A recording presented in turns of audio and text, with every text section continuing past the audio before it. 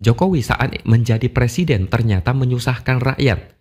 Sekarang sudah jadi rakyat biasa, malah menyusahkan presiden dengan warisan yang bobrok. Negara ini masih ada peluang untuk berada di jalur yang benar kalau Jokowi disingkirkan. Dialah biang kerok dari banyaknya masalah di negara ini.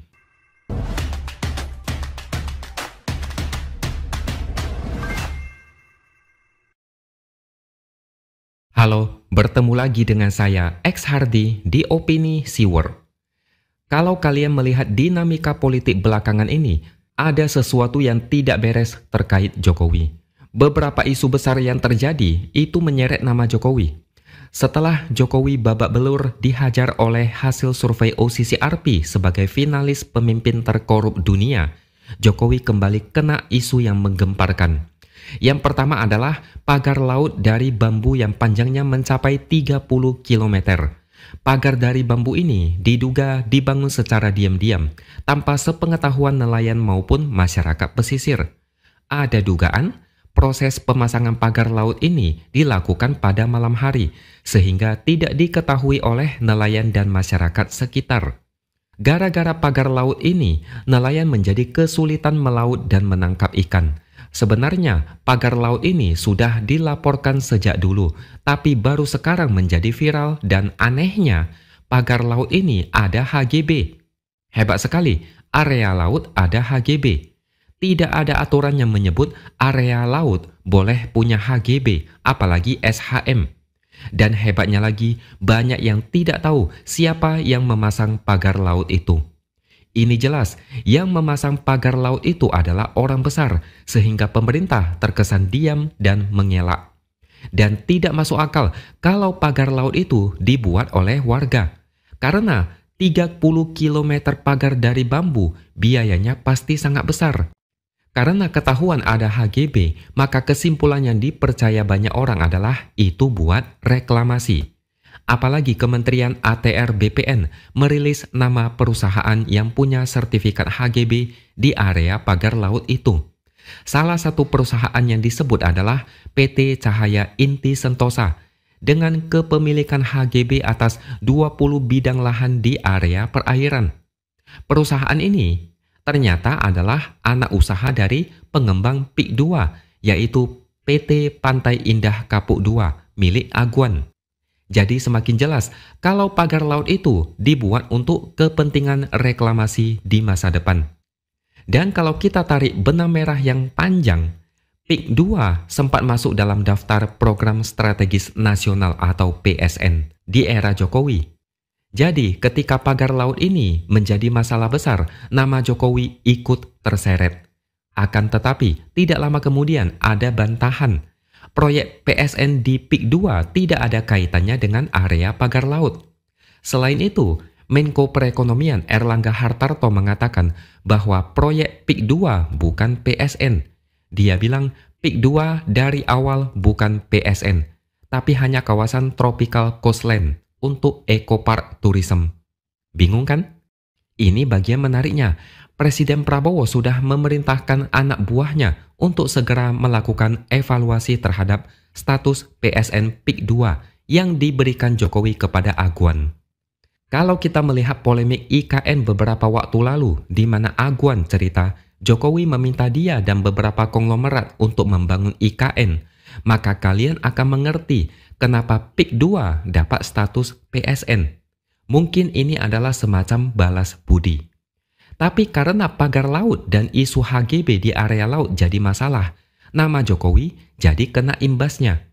Ketika Prabowo meminta agar status PSN dievaluasi, artinya Prabowo juga mulai resah dengan warisan Jokowi di masa lalu.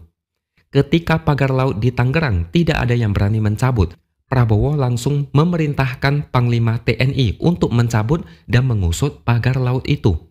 Barulah kemudian pagar laut itu dicopot satu persatu. Sebelum ada instruksi dari Prabowo, banyak yang terkesan takut-takut. Ya wajar sih setelah kita tahu siapa pemilik HGB itu. Apa yang dilakukan Prabowo ini jelas-jelas akan bersinggungan dengan kepentingan Jokowi. Selain itu, nama Jokowi juga terseret kasus lain. Para pejabat di lingkungan Kementerian Perhubungan atau Kemenhub diduga ditugaskan untuk mengumpulkan uang untuk membantu pemenangan Jokowi di Pilpres 2019 lalu. Itu terungkap di sidang kasus dugaan korupsi di Direktorat Jenderal Perkeretaapian. Menurut salah satu saksi, pada tahun 2019, Direktur Prasarana Kemenhub mendapatkan tugas dari Menteri Perhubungan untuk mengumpulkan uang sekitar 5,5 miliar untuk keperluan pemenangan pada Pilpres. Uang itu dikumpulkan dari kontraktor proyek perkeretaapian. Sekarang kalian sudah tahu kenapa nama Jokowi ada di daftar finalis pemimpin terkorup versi OCCRP. Kebijakan Jokowi di masa pemerintahannya banyak yang merugikan masyarakat. Selain itu, demokrasi dirusak dengan cara mengakali konstitusi. Ada banyak manuver politik Jokowi yang sangat meresahkan. Sekarang baru terbongkar satu persatu yang bikin masyarakat sakit kepala. Bahkan buzzer penjilat Jokowi pun tidak berkutik dan tidak sanggup melakukan pembelaan.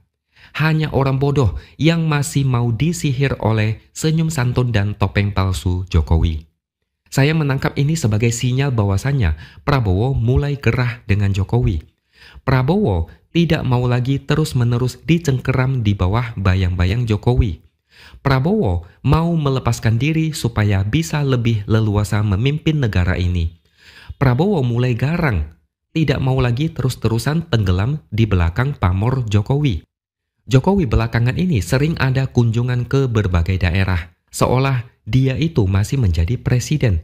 Ada matahari kembar. Bahkan ada sindiran menohok di media sosial. Prabowo presiden shift malam, Jokowi presiden shift siang. Dengan banyaknya kasus yang menyeret nama Jokowi, inilah saat yang tepat bagi Prabowo untuk menghilangkan pengaruh Jokowi.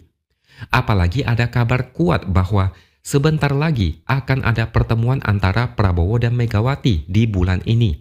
Pasti akan membuat Jokowi panas dingin. Saya melihat Prabowo pelan tapi pasti akan menggusur orang-orang Jokowi di pemerintahan. Entah itu lewat reshuffle kabinet atau pergantian pejabat. Dan membatalkan kebijakan era Jokowi yang salah kaprah. Jokowi saat menjadi presiden ternyata menyusahkan rakyat.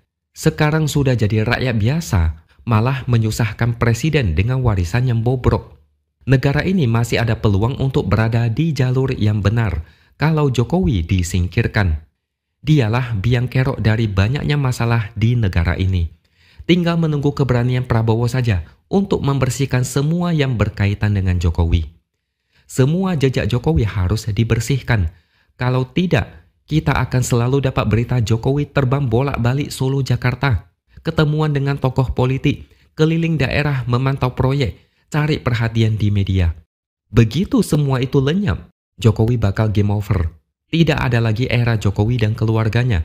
Jokowi bakal padam, dilupakan banyak orang karena panggung politiknya sudah ambruk. Oke, sampai di sini dulu opini dari saya. Subscribe channel ini supaya makin berkembang dan jangan lupa tuliskan komentar di bawah. Terima kasih sudah menonton dan sampai jumpa lagi di lain kesempatan.